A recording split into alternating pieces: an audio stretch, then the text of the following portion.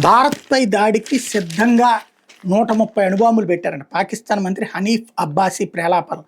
భారత్ మీద దాడి చేసేందుకు 130 అణుబాంబులు సిద్ధంగా ఉంచినట్టు పాకిస్తాన్ మంత్రి హనీఫ్ అబ్బాసీ బహిరంగంగా బెదిరింపులకు దిగారు.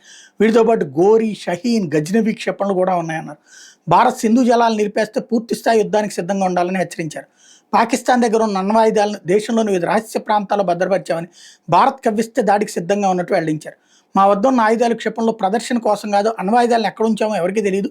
మా బాలిస్టిక్ క్షిపణులు మిమ్మల్ని లక్ష్యంగా చేసుకుంటాయంటూ అబ్బాసీ చెప్పుకొచ్చారు. పాకిస్తాన్ నుంచి ఎదుర్కొన్న తీవ్ర పరిణామాలు ఢిల్లీ ఇప్పటికే అర్థం చేసుకుంటోందని అబ్బాసీ వ్యాఖ్యానించారు. 2 రోజులు గగంతలో మూసేస్తేనే భారత వైమానిక రంగం తీవ్ర గందరగోళంలో కూరుకుపోయిందన్నారు.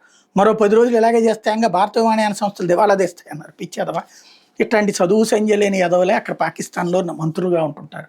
వాడి దగ్గర అణుబాంబులు ఉంటే మన దగ్గర ఏమన్నా ఇక్కడ గోళీలు బెల్లం కోళ్ళు ఉన్నాయా? ఇక్కడ వాడికి తాత లాంటి బాంబులు ఉన్నాయి, అణుబాంబులు. ఇంకోటి, వాడు ఎక్కడ దాచాడో వాళ్ళ దేశంలో ఉన్నటువంటి వాళ్ళకి డబ్బులు ఎత్తి చెప్పడానికి కొన్ని లక్షల మంది ఉంటారు. రెండోది, అణుబాంబుని ఎత్తే చుత్త కూర్చుంటుంది ఏంటి భారతదేశం, రెండు బాబు రండి మీరు వేసుకోండి సార్ బాంబులు అని చెప్పేసి అణుబాంబుని తీసిన తర్వాత ప్రపంచంలోనే చివరికి సిరియా, ఆఫ్ఘనిస్తాన్ లాంటి బతుకులు అయిపోతాయి వాళ్ళది. కామన్ సెన్స్ లేదు, కాకపోతే ఏదో ఒకటి వాగుతూ ఉంటారు.